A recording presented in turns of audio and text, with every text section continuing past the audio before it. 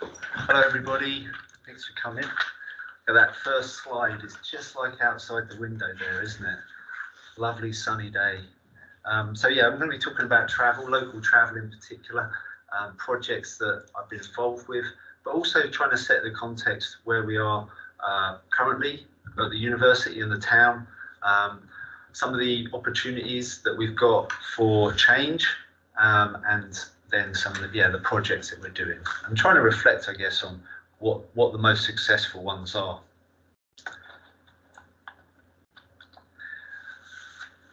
So yeah, I'm just going to go through where we are now, where we're going, and how do we get there in a very travel phrased hierarchy of things. First though, just give you a bit of background in what Transition is. Transition University at St Andrews, we're part of the International Transition Towns Network, and that's really about bottom-up work around resilience. Could be around climate, but also economic resilience as well. We're based down in the States. We've got a staff team down there, 7, but we've also, we're very much about working across the community, and that's really our role, is to work within the university, student staff, and also across the town on some of these real big issues, I guess, because that's, you know, we need to tackle them as a community-wide approach, not just transport, but other aspects of sustainability too. And we fit within the environment team, which has more of a statutory obligations for the university. And the background, we've been running since 2009. We run lots of events. We're really trying to support volunteer action on these issues, and welcome your input in anything we do. The structure of the organisation, we're currently a KIC, community interest company, and that gives us some flexibility with regards to applying for funding, but also being enterprising in our approach. And our themes of work include food, energy, biodiversity, waste, knowledge and skills, as well as transport. Transport is our biggest theme, as in the number of workers we have, that myself, Andy, Heather, sustainable travel workers. But we also employ Path Consultant, the local bike shops, work with them a lot on fixing bikes, maintaining our fleets, and we have other volunteers as well, people that are volunteers that we train up to fix bikes and help us with running the bike training or cycle training sort of work, as well as walk leaders, etc. So quite a broad remit there as you can see. So where are we now? What's the problem with travel? Well, we know that it's one of the largest areas of emissions for Scotland, and it's also been incredibly hard to shift. We're not really seeing any change in those emissions. Interestingly though, the Scottish Government did put in this target a few years ago, which was the first time it recognised that we need to reduce the amount of miles that we're doing. So putting the onus on car kilometres, that 20% by 2030 target is really important. And behind that is now the National Transport Strategy, which it incorporates the sort of wider remits of reducing inequalities, helping to deliver economic growth and improving health and well-being, which are really important when we consider travel. And then within the university's footprint, the commuting element and part of the business travel is what we're looking at, and it's not insignificant, and around 2,000 tonnes of carbon a year. Plus we've got the grey fleet. That's the private cars which are being used for business or and then being reimbursed. And then we've got our rental fleets as well, where we're renting, plus our own fleets within the university. This is our the emissions that we put through the carbon reporting process, just showing that in more detail, our local carbon emissions. I think this needs a bit more work. There's some data in here that doesn't quite add up, but in general, you're seeing that staff commuting is the largest share there of our local emissions. And then we've got sort of decreasing parts within rental and our service fleet as well, as it's switching over to EV. And there's some massive changes there with COVID too, but also part of the problem with that graph is the sampling. We only sample every 2 years, so we do have to sort of consider, we do have to ensure that the years between we're making some assumptions. Now, nobody has overall responsibility for travel within the university. We don't have a transport manager, which makes it quite tricky to have coordinated action. The Environmental Sustainability Board has a travel working group, and also it set out these initiatives that we've been working on across the university for the last 3 years. And those have largely been delivered or are certainly underway. We've also got a travel plan that again needs some work on. It's constantly needing to be updated, and we have a cycling strategy and action plan. And in the future, the estates department is looking at how it can develop more of an integrated service as well. So that may be coming in the next year or so.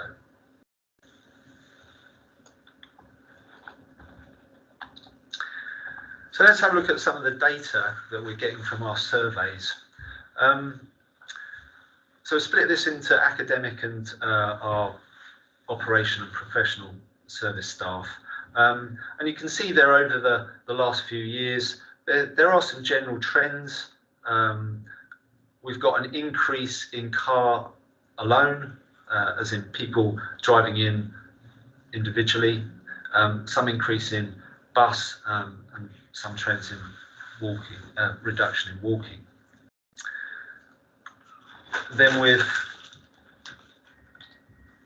our professional service staff, we also see that increase from 2017 to last year.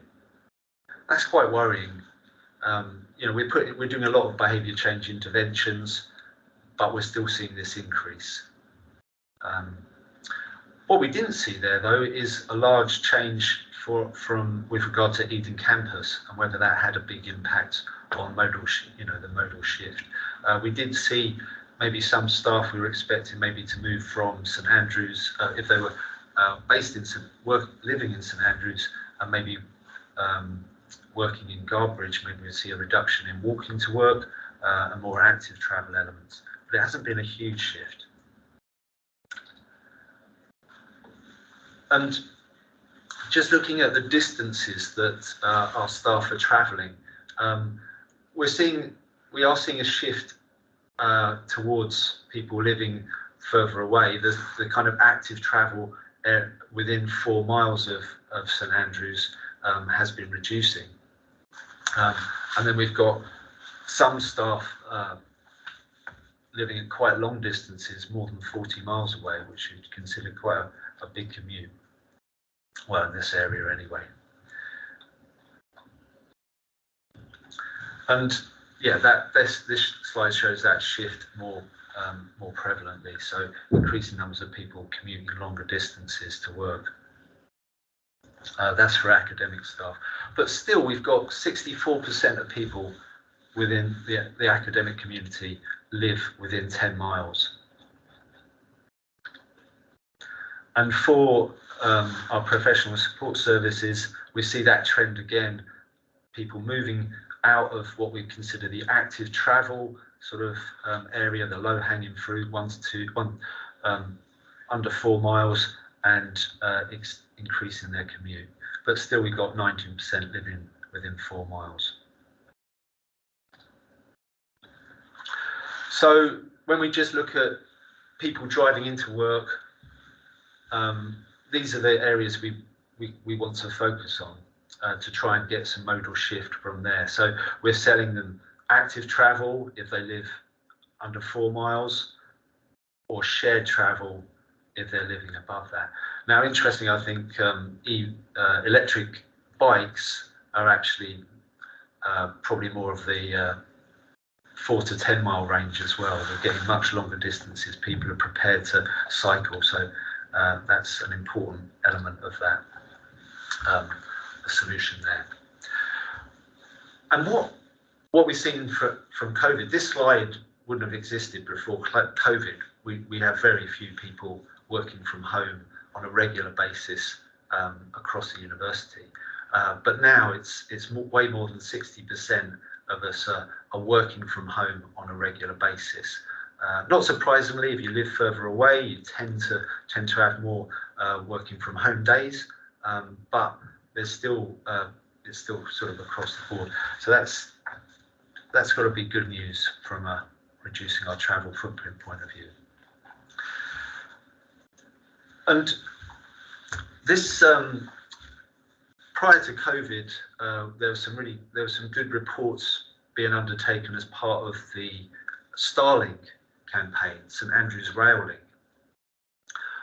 This was undertaken by Stantec, Case for Change 2019, and it was really highlighting that the town was at a critical stage with regards to congestion. We had parking at maximum, people driving around the town trying to find parking spaces, all contributing to that feeling of congestion, and increasing amounts of traffic volumes on all of our arterial routes as well.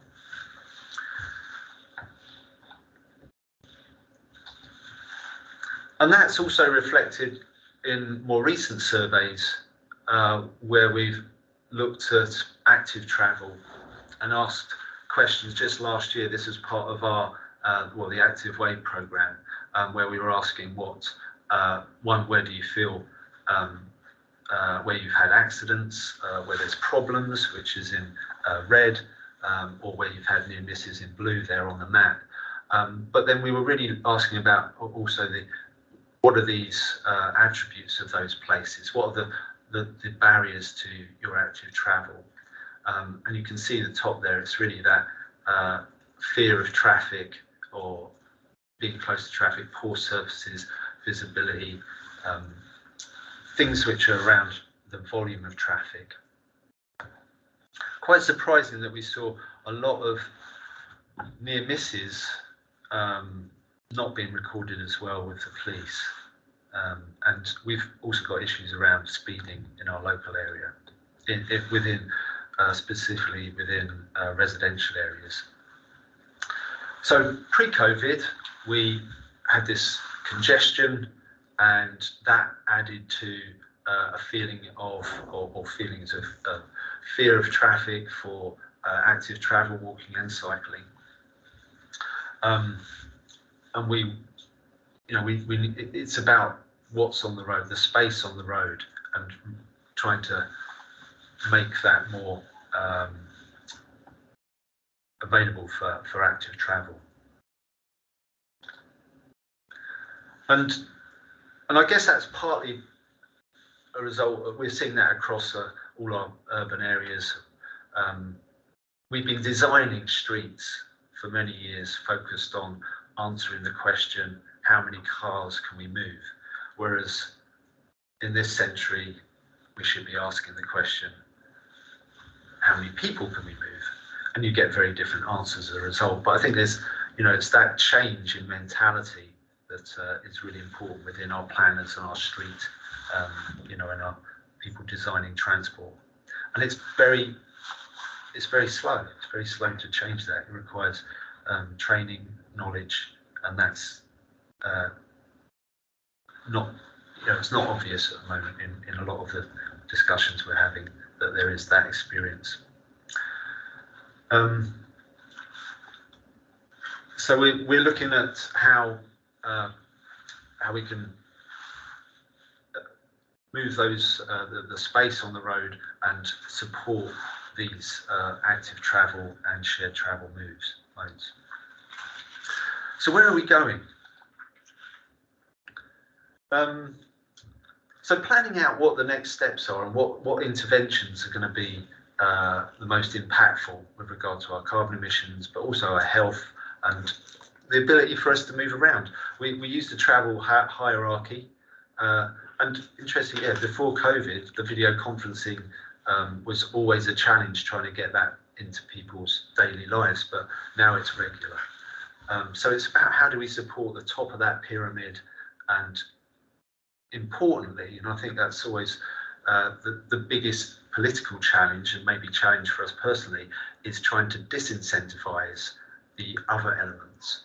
So people will make rational decisions based on time, cost, ease, safety. We need to make it harder to make the wrong choices and easier to make the right choices.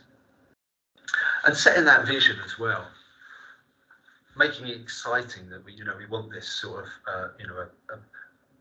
a lower carbon but a much more friendly ways to travel that are more active and shared. And we know that or what we have to do there is around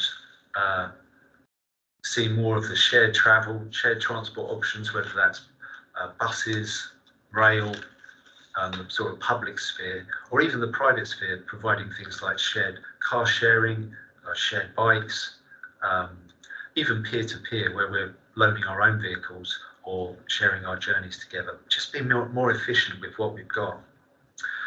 And making it seamless between modes as well. A lot of us, if we're, say, cycling to work one day, if it's raining, we might switch to another mode, or we might link our journeys together so that we're using a shared a bus to get to the train, or a shared bike to get to a bus station. How do we make those journeys seamless and make it an easy option?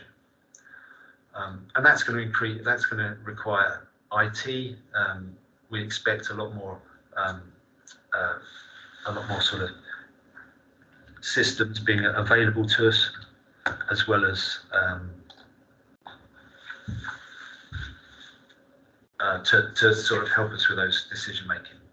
And then we've got changing the fuel that we've got, so we expect to see a lot more hydrogen and electric change. But maybe most importantly, it's that reallocation of the road space, and that's going to be a challenge, because it's always a challenge to change. It's always putting out there any kind of change to our road space is going to get a lot of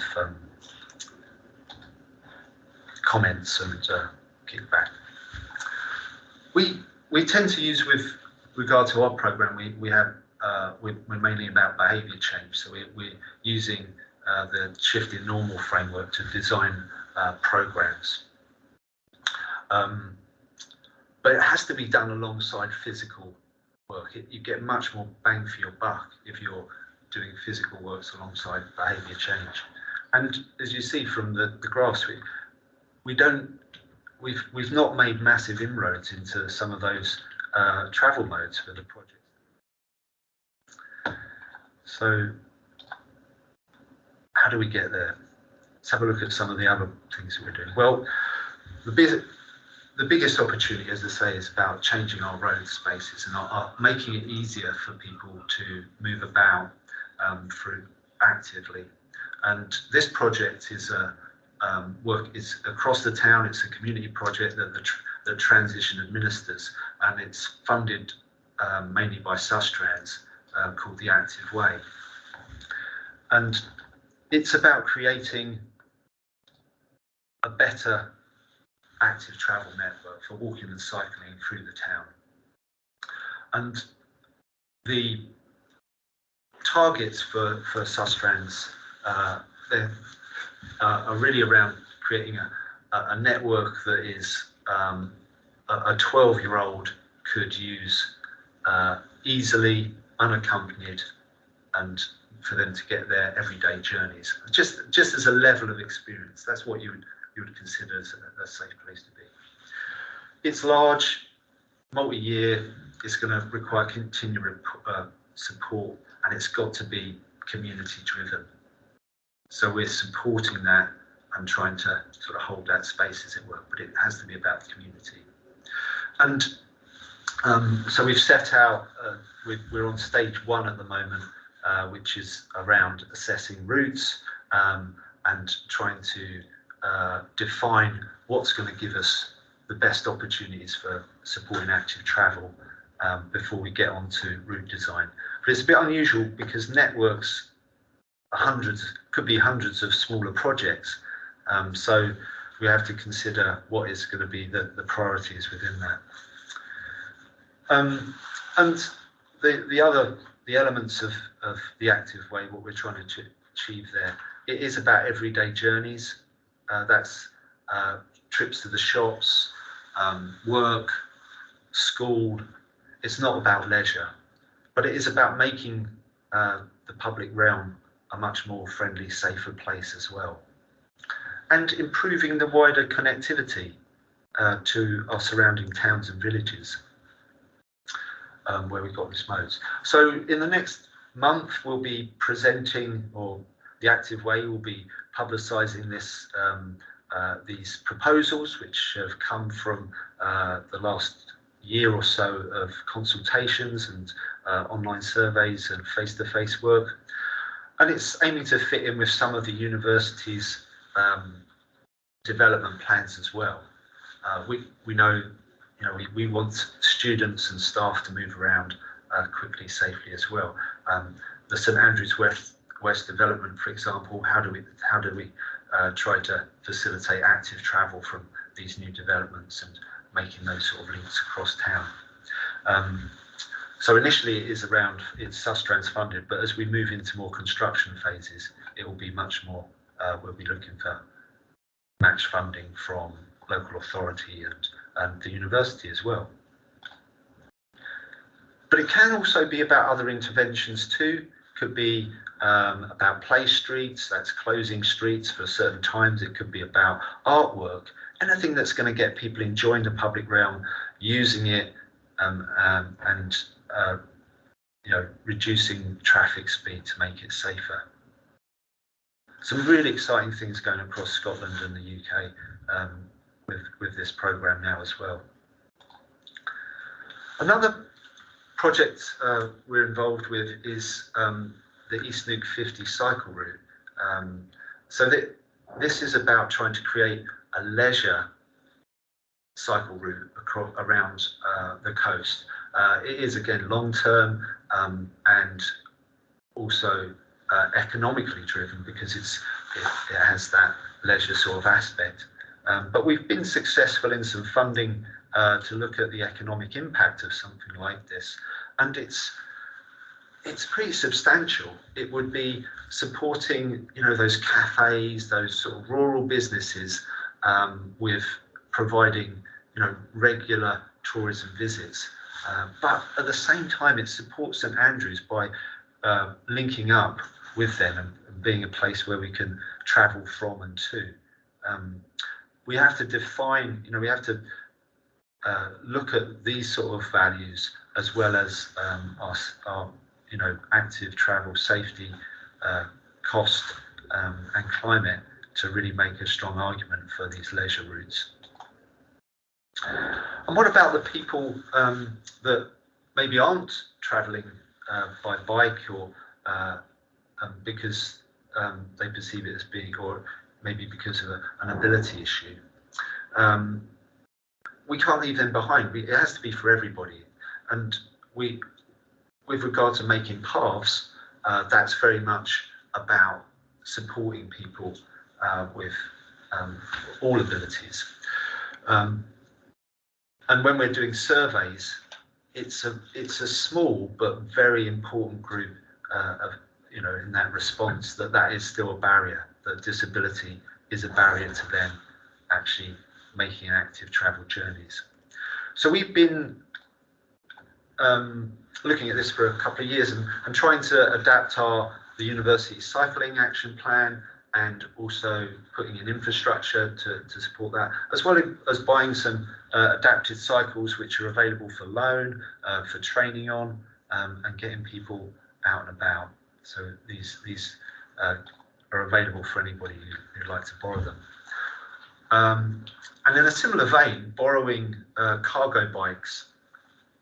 We're seeing these throughout cities now. Cargo bikes are a very common way to be moving loads up to 200 kilos really fast to the door. These are available to staff to borrow within departments for free, or you can borrow them privately for low cost as well. And they're great fun, and they really do a lot of shifting.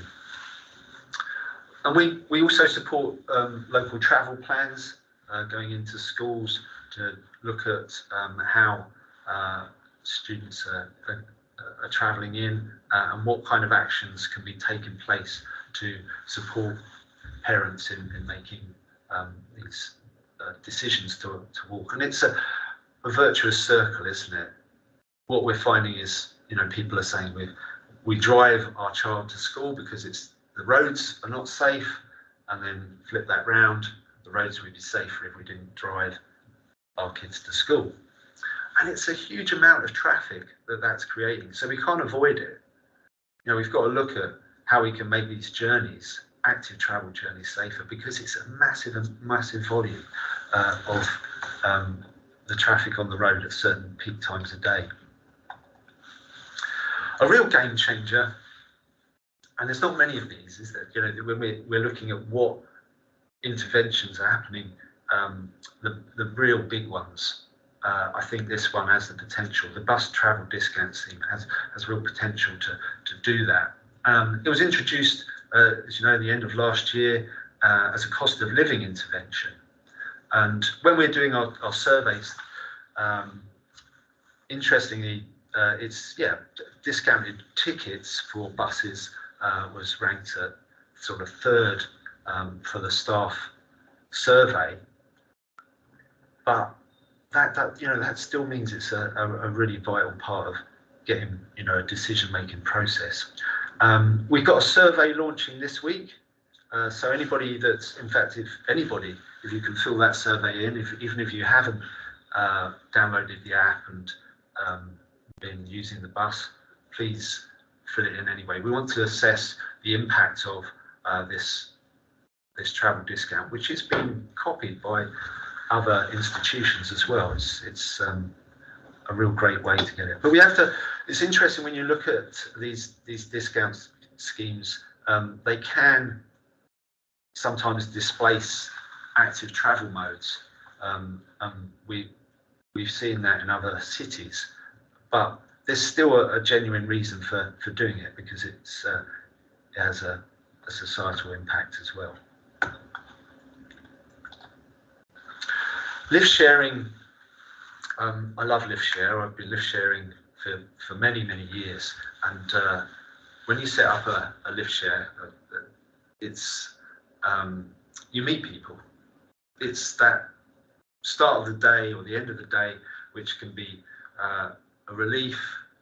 You're exchanging stories, you're having a laugh. So I see lift sharing as actually more of a social. And I've met, when I set up a lift share, a car club from Anstruther to Dundee, we ran it for about 6 years, and I think we had over 40 people join us on that journey into work, and we met loads of people. It was a real community. And it's important, those relationships are important, I think, because that's how we sell it in a way, because the university's lift share platform is really about making those introductions and saying, you can see from the map, you can work out if there's somebody in your area, you can make that introduction, knowing that safely they're a university staff member, or you can go further afield and look across the whole community. But it's that introduction that's really important. And it's for everyone. When we're looking at the distances people are travelling in lift share, some of them are really large. And there was a nice story. Heather was doing some promotion up in Eden campus a few months ago, and a lady came in and said, "Oh, nobody's going to want to lift share with me. I live in Arbroath or somewhere in this town." And oh well, Heather said, "Put your name down anyway." And then a few moments later, another lady came in and said exactly the same thing. I live in Arbroath. Nobody wants to lift share from there. And Heather had a match, and I believe they're lift sharing since then. So everyone's happy. What's key with lift share though is parking management. We would get much better uplift if we have that incentive at the other end, at the university's end or wherever. Guaranteed parking bays where you need them, right next to the entrance door. That's where you get a much bigger uplift, because it's saying to people, we value this, the university values lift sharing. There's a designated parking bay, and you're always going to get there. And it's not necessarily disincentivizing, but it's showing that we see it as an important part of it. Another shift we've seen is with electric vehicles. Huge uptake in that over the last 2 years, and we expect that to continue. Not just because of the Scottish Government's targets, but because the value and what we're seeing with the number of vehicles being available. The surveys all showing what staff consider their next car to be. EVs are going to be on the rise. So we've got over 30 charging points. We've got a relatively large network of chargers at the university. But they are being very well used, and we've seen a big increase in that. Currently, there's no charge on their use as well. So they're free, the electricity is free, which is a good cost of living support. And there's no time limits on use. But saying that, on the flip side, our chargers could be better. They're relatively low powered, and part of that's because we're at the end. We don't have huge amounts of excess electricity in St Andrews. And that usage, almost 100% increase in electricity supplied between 21-22. 500,000 miles. The mileage for that would. Sorry, I thought I had that. So we're really, seeing a huge growth on our network, and that cost, alongside the increase in electricity costs, is going to be quite large. So going from about sort of 20, 30,000, 35,000 last year up to over 60,000 in 2024. So we need to think about whether charging, how much we charge, how do we charge, who do we charge, and managing that in a bit more active way, so that we continue to manage the service and give good service at the same time as being supportive of everybody's travel. So this is the fleet of vehicles that we have at the university, and we are changing our fleet. We've got, particularly in the departments which have a specific use for their vehicles and their mileage is relatively low, electric vehicals are ideal. They're a great option for sort of low mileage around town usage. So we are switching those out, and you can see the ones, most of are still petrol and diesel vehicles. We've got quite a lot in the sports department because they're tending to do longer range journeys. They can be travelling down to the other end of the country on a Wednesday or a Saturday for a sports match. But the rest are going to be switching out. This is this chart here actually is a bit old. So I know, the pure electric there, we've got sort of 7, 8 vehicles. It's much more than that. I think that's 20, maybe 21 figures. So we have increased that, and we are continuing to do so. So looking at how do we make those journeys seamless across multiple modes, lots of our shared transport modes. We're wanting people to be able to, the ideal is buy a ticket or have knowledge that they're going to be able to jump on a train, a bus, a shared bike, a shared car, whatever mode, and plan that journey as well as pay for it in a single place. And that's what the vision of mobility as a service is. And that's been our a project that we've just started last year, funded by Transport Scotland, to look at that. For St Andrews, we're a relatively small town and relatively small area. We need to look at, we're thinking, how do we bring the MAS or Movement as a Service platform here and the shared mobility in a way that reflects the scale of St Andrews. Most of these services have been run in big cities, but is it appropriate here? And that's what our project is really about testing. So it'll primarily be an app, a mobility app that's linking into lots of shared transport options and giving you the right information to jump on those and use them. Unfortunately, we haven't got any shared bikes or we didn't have any shared cars last year, so part of the project is also trying to develop those services. And one of them is car sharing. Now, car sharing traditionally, and previously we had a fleet of e-cars. It was called e-car club. There was 10 vehicles here for 5 years, and that was owned by a company, and the vehicles were owned by them and managed by them, and you would book it out on a hour-by-hour basis, and you had 24/7 access to that. It was quite expensive, and it was not able to be embedded within our town, within St Andrews, and that was the problem, because you have to have shared vehicles where people live. People don't like to walk 20 minutes to get in a car. They want a car a couple of minutes away maximum. And it struggled as a business because all the cars were based on the university property, because the council weren't supportive of us putting them on the street. So we switched to this peer-to-peer model. That means it's a bit like Airbnb.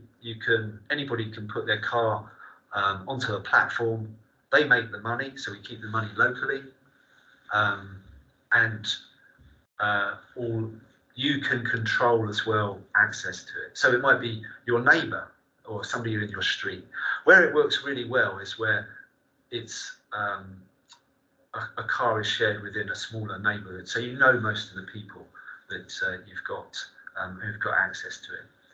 So we started that last year, and we're trying to get people to put their vehicles into the hire car portal so that they can be used. It's a really good concept and a great way to do it. And then we're looking at bike share as well. Bike share is, we currently share 19 e-bikes, part of the Go e-bike scheme, and we've trained over 150 staff, inducted 150 staff into that. So there's an appetite, certainly within staff and the town. We've seen the business plans that we've done show that there's a real appetite for shared bikes. And we've raised quite a bit of funding to put a bike share in, but it's still something that's quite complicated in its operation. And we're with a number of bike share operators such as Ride On in Dundee, the Edinburgh scheme, being challenged financially. We're wary of introducing something that isn't going to be a good fit for St Andrews.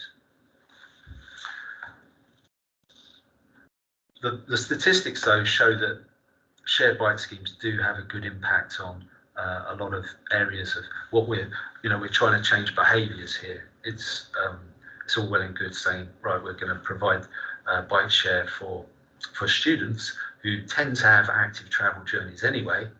But what we're trying to do, or what we want to do, is trying to get people out of cars, and the evidence shows that car share schemes can do that.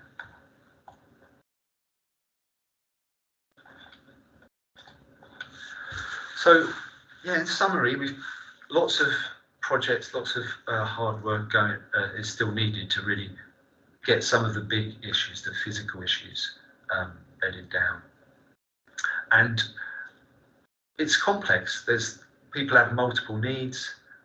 We've got big sort of physical projects, but also the behaviours that people show. We really need to consider all of those together. And it's about building that sort of ecosystem of modes. So lots of different options, lots of smaller things so people can jump on, and then having some sort of way of integrating those so they are easy for people to see and use. And making the right choices easy and the wrong choices hard. So things like car parking management, fuel costs, making it harder to do those sort of things, and then on the other side, cheaper and easier to do the shared transport and the active transport.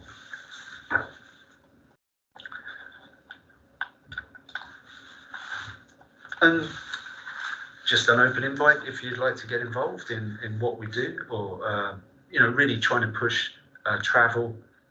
Please speak to us, and we'd love to hear from you. Okay, thank you very much.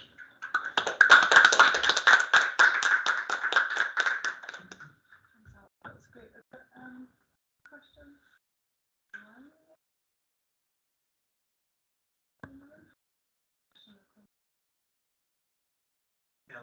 I wondered if you guys had looked, or anyone's looked specifically at the impact of some of the things that kind of came in during COVID, the wider payments within town specifically. Yeah. And and what the kind of impact of that has been both on travel, but also those businesses, community perception. I think there's this interesting case that I think is generally seen in these situations where people go, oh no, we don't want that, and then you give it to them and they go, actually this is great. But do we have any feel for how that's going, and are there any plans to expand that? Yeah, so there was a consultation last year, the South Street consultation, that looked specifically at that. And you're right, when those interventions were put in, they were put in without, it was all under the COVID, let's get things in, try them out, but really it was about space and the COVID response. And they realised then there was an incremental improvement in what those spaces were. Initially there was the bollards and the kind of huge, the rubbishy looking sort of plastic barriers. But they've been gradually taken away, and we've got more sensitive planters. The spaces are much more improved.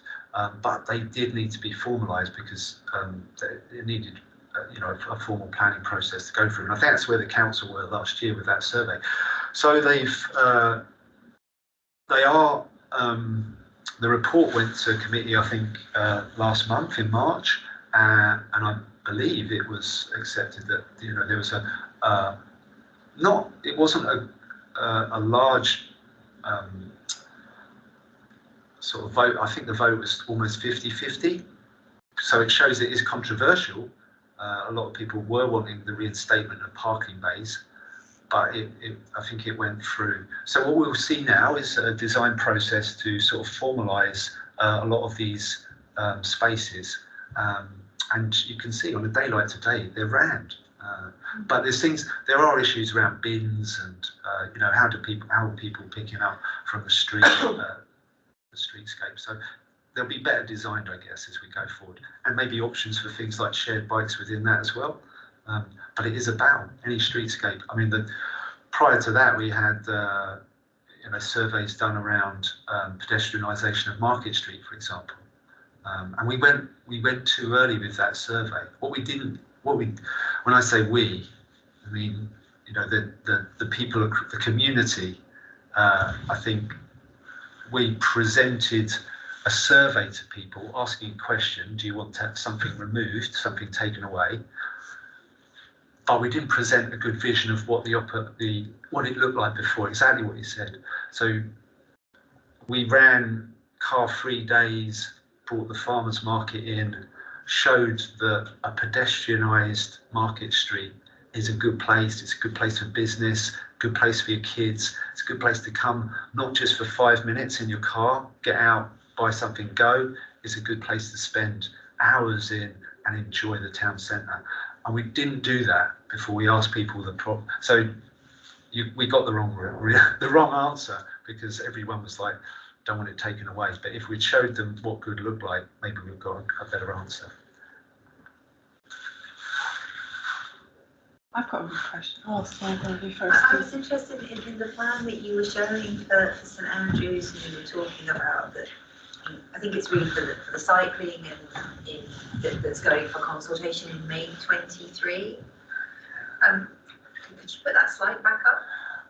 Yeah, that's so. Just importantly, it's a draft. These are. I don't want to. The map doesn't. It's not exactly accurate, so I don't want to. There might be things on there which are going to be removed because of issues with. Well, not issues, but just sort of we might have changed it. Yeah. So the active ways, looking at a network-wide approach. And it's quite challenging. Usually these funding applications, it's for a one route, between here and here, and there you go. This is, an integrated travel network, and it might take us years to put that in place.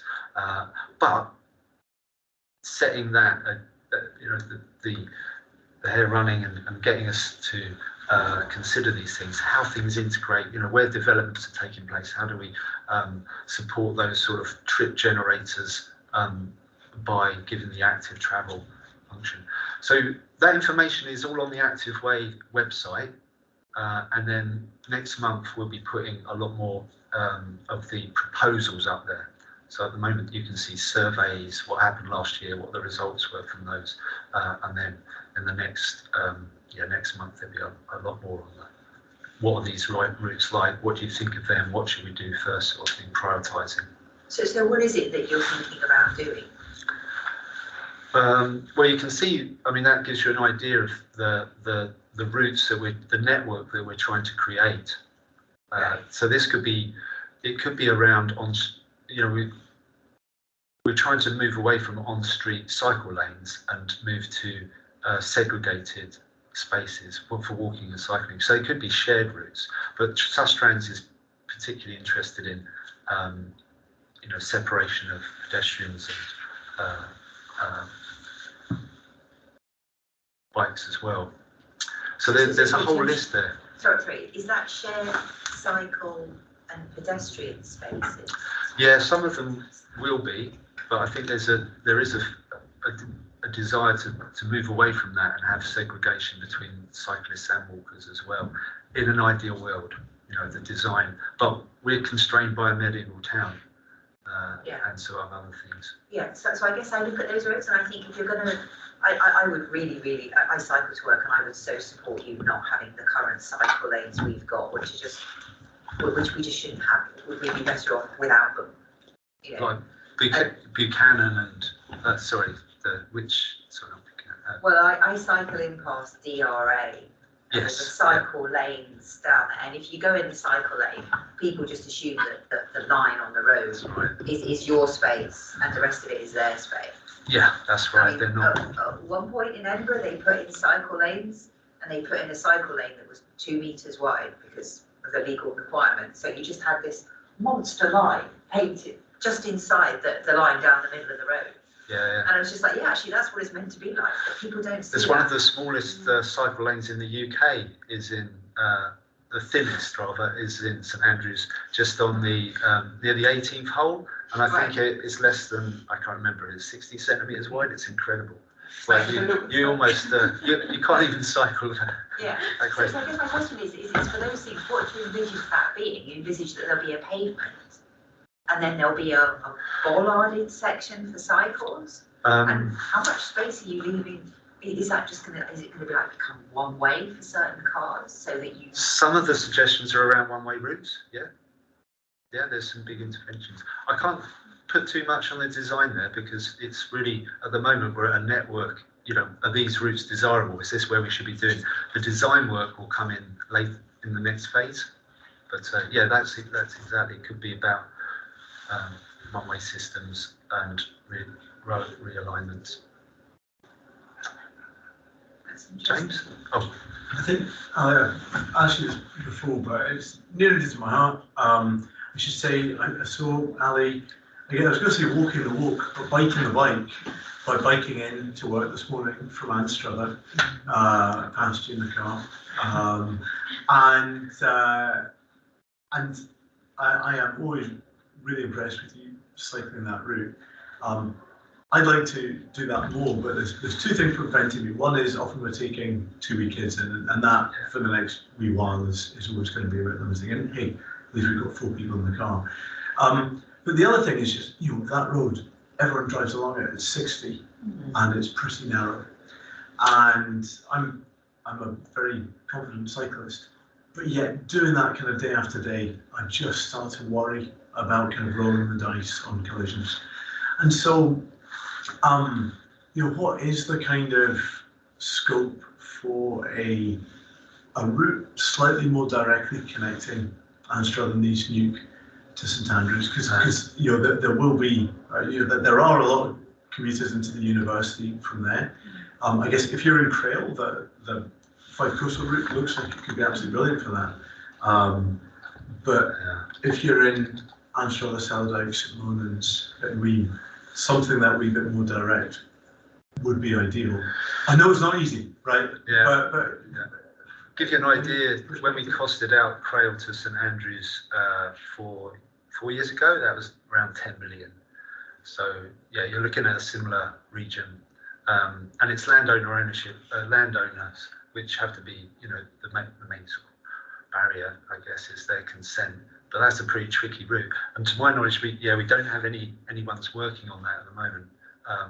This is a Fife-wide initiative looking at there is a Fife-wide sort of initiative looking at what cycle routes should be prioritised, and the embedded cycling infrastructure officer within the council, Sustrans officer, is sort of looking at that. But it's not on the agenda for an Anstruther to St Andrews on, I'm afraid. Just got to wear the high vis. But I'm not a mad keen cyclist. I cycle because I like getting places fast. Yeah. It's always about just speed for me. Yeah. I guess so. The other option there is bus. I take it every so often. Yeah. What's the outlook for improving frequency? Right, it's great that there's the intervention on cost, but looking at that bar graph you showed, one of the other really big ones, and this is certainly one for us, is frequency of bus services. Yeah, and rural areas we've got a real pressure on financially, and we have seen rural services being cut. The opportunity is with IT and what's called demand responsive travel. So that's bus services which are like what we call the flexi bus around here. So how do we make them much more smarter? And how do IT can be that, if you've got 10 people in an area, how can it map that route quicker and be it? So that is part of the MAS program as well, working with the council on a local DRT, some way of making DRT a lot quicker, a lot smarter. And that might be a solution, especially for more rural, when you're off route. But some of these areas here, the lowest percentile for access, Crail, Kings Barnes, they're right down in the bottom for public transport access. So it is a challenge. I guess, would the university consider a kind of a morning shuttle route around any of this? Something maybe consider. I think estates are looking at being a travel, having travel within their remit a lot longer for the university, and that might be something that could come into it, but I can't say. I don't know. But we do support a lot of buses at the moment. We have buses running we have the night bus, we have the buses, I believe, Dundee to St Andrews for students this year. So we are paying a lot for, and obviously the bus discount scheme. So yeah, it's a really, that shared mobility is really important. Just gone past one, but I wonder if I could just be a bit cheeky and squeeze in a question as well. I'm just sat here wondering, because this is all amazing work, but I'm wondering to what extent pressures on property and affordable property in St Andrews and within that 4 mile radius is an elephant in the room. Does there need to be more spare room sharing, or some kind of lobbying for property reform? There are so many empty houses in St Andrews that are occupied when folk come to play golf a couple of weeks a year, Exactly. Those slides there showing that migration out of St Andrews, which is probably driven by property prices. Probably. I don't know why else you'd want to move out of St Andrews. I quite like it. Yeah. But yeah, it is. But how do we do that? Is there a supply and demand? There's a green belt around St Andrews restricting, but there is also development planned in the west. We've got homes. I can't remember how many's at St Andrews West, but there's also other phases. Creighton's got homes going built. We've got another 100 just on the way out to Creighton, as well as Creighton itself. So there's a lot of house building going on, and there is also more planned. So hopefully that does, and if it's sensible, if it's targeted the right way, yeah. It's very difficult because your plan for St Andrews is great, but you've already shown that less than 10% of your staff live in St Andrews. So you kind of need to. I mean, I don't know what your answer is, but you kind of need something that appeals to where most people live, which is probably within the 10, 15 miles. Sort of lots of people in Cooper, lots of people in the East Nuke, and I don't know, it's a real challenge. Yeah, I mean, the bus discount scheme's a great scheme. But I think for a lot of the rest of it, like the cycling stuff, it's really hard to change it. Because I mean, I used to cycle along that road from the East Nuke, from King's Barnes sometimes, and it's terrible. Yeah. It's really terrible. I keep hearing people saying, "Oh, we might be putting in a cycle route and stuff." It's just like. And until that gets a lot better, you just can't really expect people to cycle that way. Yeah, no, fair enough. Okay. Yeah. Wonderful, thanks so much, Ali, that's great. No problem. Thank you.